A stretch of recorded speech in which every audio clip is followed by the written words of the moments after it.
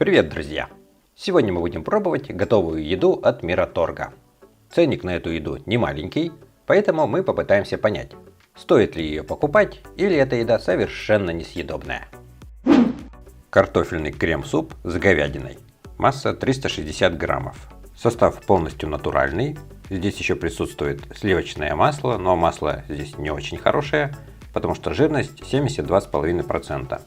А настоящее масло должно быть жирностью 82,5%. Тут масло с какими-то добавками, значит. Но это, конечно, не принципиально, я думаю, тут масла очень мало. Самое главное, что же будет там внутри и какой будет вкус. Картофельный крем-суп стоит 139 рублей 90 копеек. Адрес производства: Брянская область, Хмелевское сельское поселение. Суп этот очень сильно загустел, что даже не переливается. Перелилась только какая-то водичка. Попробую его перечерпать. Оп.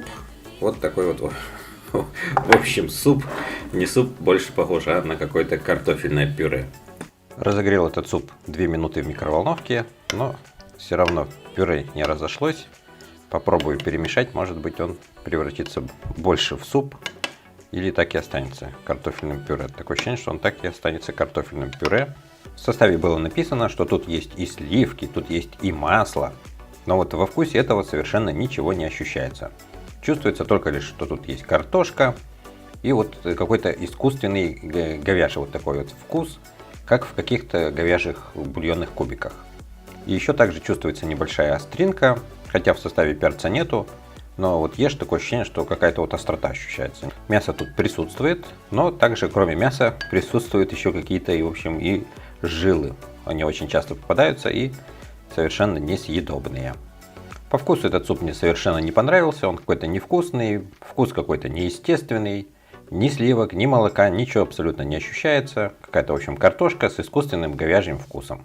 Отвратительный, в общем, суп, больше я бы такой бы не купил и своих он денег, конечно же, не стоит. Друзья, рекомендую вам подписаться на мой кулинарный канал «Сочные идеи». На нем я собрал только самые лучшие рецепты, лично проверенные мной. Ссылка в описании.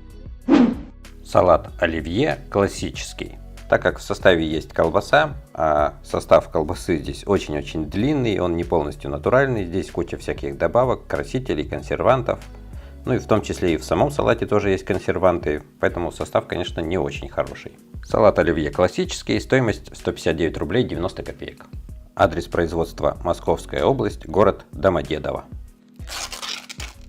Написано было, что это классический салат оливье, но вот сверху смотришь и такое ощущение, что это салат мимоза. Сверху сплошной желток, ну и немножечко белка еще видно.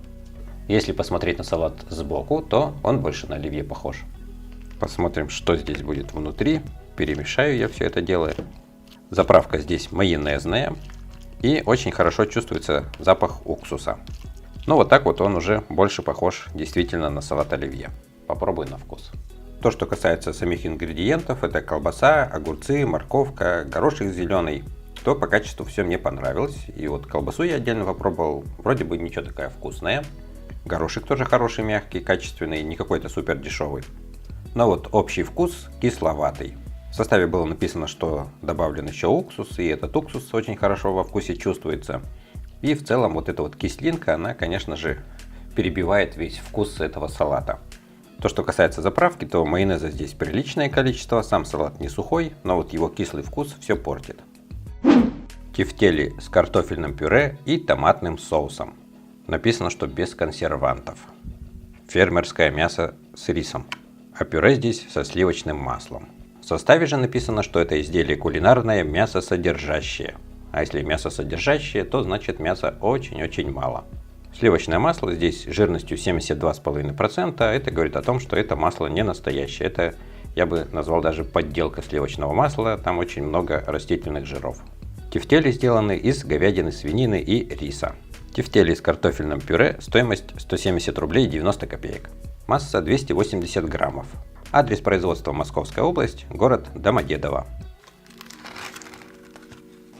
После открытия этой плошечки сразу же видно, что картофельного пюре тут кот наплакал. Очень мало. Но еще также вот какая-то жуткая волосина попалась. Кошмар, в общем. Даже Уже от того, что я увидел, что-то прям настроение пропало это все употреблять. Но все равно попробовать надо. Пойду разогрею. Разогрел это пюре с тефтелями 1,5 минуты в микроволновке. Все хорошо разогрелось. И вот здесь я еще вижу, да и по запаху почувствовал, что здесь не какой-то томатный соус, а это практически лечо. Потому что тут есть и болгарский перец. Пюре, кстати, больше похоже не на пюре, а не знаю, в общем, что это такое. Но оно супер густое. Вот так вот, оно хоть и разогрелось, но вот так вот можно спокойненько взять это пюре и есть его как какой-то пирожочек. В общем, пюре это, конечно, совсем не пюре. Не знаю, почему оно так загусло. Может, туда желатин еще добавляли. Но, в общем, пюре очень странное. Попробую на вкус сначала само пюре без всего. Попробовать хочется, что хоть тут за пюре такое. Пюре вроде бы и неплохое на вкус, но уж слишком оно густое. Ну, теперь попробую тефтелину. Что там, интересно, внутри. Ну, внутри видно, что риса гораздо больше, чем фарша. Попробую на вкус. Теперь понятно, почему было написано, что это блюдо мясосодержащее, потому что вкуса мяса в этих тефтелях я абсолютно не почувствовал. Здесь чувствуется только лишь, что вот рис и какая-то, в общем, мясная, мясосодержащая, я бы даже сказал, каша. Но мяса вообще здесь никакого не ощущается. Попробовал также этот и соус. Чувствуется, что тут очень много острого перца добавлено, потому что, ну вот, и это даже не совсем соус, а вот что-то типа лечо, и действительно похоже на лечо. Но только что это лечо очень острое, перца очень много сюда добавили. Ну и в целом можно сказать, что здесь только лишь пюре и рис. То есть, по сути дела, это картофельное пюре с рисом. И 180 рублей за пюре с рисом это очень дорого, потому что мяса нету. В общем, не знаю, почему такая высокая цена. Но, в общем, второй раз я такого не купил, потому что по вкусу мне это все совершенно не понравилось. Панини с говядиной и оригинальным соусом. Фермерская говядина и пикантный соус. В составе написано, что оригинальный соус сделан на основе майонеза. Так что, по сути дела, здесь ничего такого супер оригинального и нету. Так как в составе есть еще огурцы маринованные, говядина по-европейски и плавленый сыр, в которых содержится куча всяких добавок, то состав не полностью натуральный. Панини с говядиной, стоимость 169 рублей 90 копеек. Масса панини 160 граммов. Изготовлено в городе Домодедово. Ну и давайте глянем, что же внутри этого панини. Ну и вот мы видим здесь сыр. Сыр было написано, что чеддер, говядина по-европейски. По сути дела, булочка и соус. Соус было написано, что майонез и кетчуп, но он какой-то желтоватый по цвету. Видимо, кетчупа тут совсем немного. Разогрел этот бутербродик 30 секунд в микроволновке. Теперь можно разрезать и попробовать. Булочка эта супер мягкая. По разрезу видно, какое здесь количество. Можно сказать, что это колбаса, хотя это говядина по-европейски написано. Ну, в общем, попробую, что это такое сейчас на вкус. Съел половинку панини, и, в общем, сделано это все совершенно не по моему вкусу. Но вот это вот говядина по-европейски, это, по сути дела, та же самая, вот, ну, то, что вот у нас продают там окорок какой-нибудь там копчено-вареный, вот что-то типа такого. В соусе очень много горчицы, и в целом вкус остренький. Сыр здесь чеддер, сыр нормальный, он даже расплавился. Ну, а в целом вкус какой-то, ну, как-то, мне кажется, не очень хорошо это все сочетается. Но самое это главное, то, что цена 169 рублей, а по сути дела это самый обычный бутерброд. Вот, и за такую цену, такой бутербродик, ну, это, ребята, это очень дорого. Хлеб здесь тоже самый обычный, ничего такого сверхсуперестественного я не вижу. И соус тут никакой не оригинальный. Тоже самый какой-то обычный соус, просто горчицы нафигачили до майонеза. Вот, по сути дела, весь и соус. Ничего такого вкусного в этом панини нету. И на свою цену он абсолютно не тянет. Больше бы такой никогда не купил. Паста карбонара с сыром и беконом. Традиционный рецепт и нарисована Италия.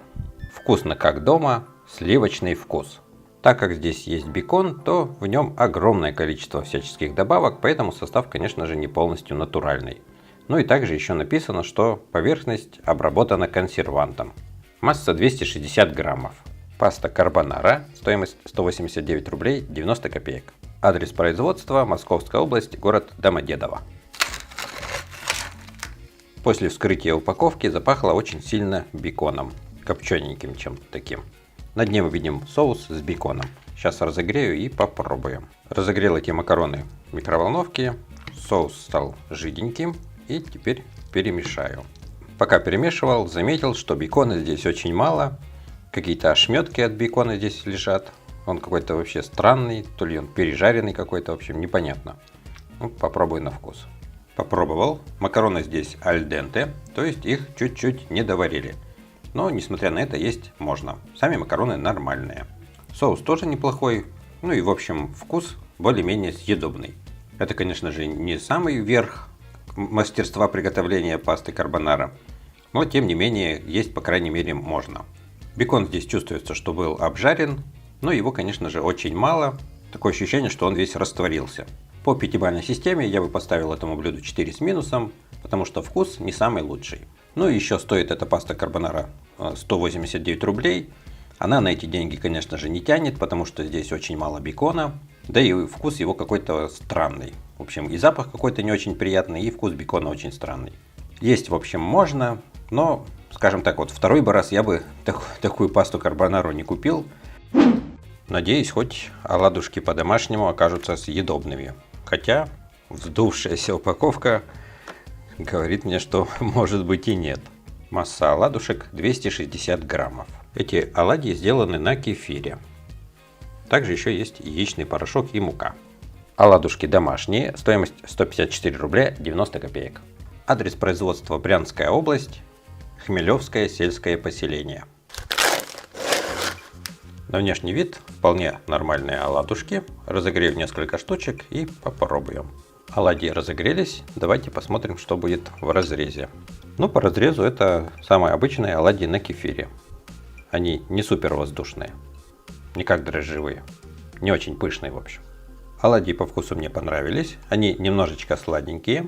Единственный минус, конечно же, это цена. Одна такая штука стоит 20 рублей. По-моему, это дороговато. Потому что она не супер какого-то огромного размера, да и покупается в магазине, а не где-то там в кафе. Вот и в кафе она столько же, наверное, стоила 20 рублей. Оладьи, в общем, вкусные, съедобные, но дороговато. Друзья, пишите в комментариях, какую еду мне еще продегустировать. Всем большое спасибо за внимание и до новых встреч!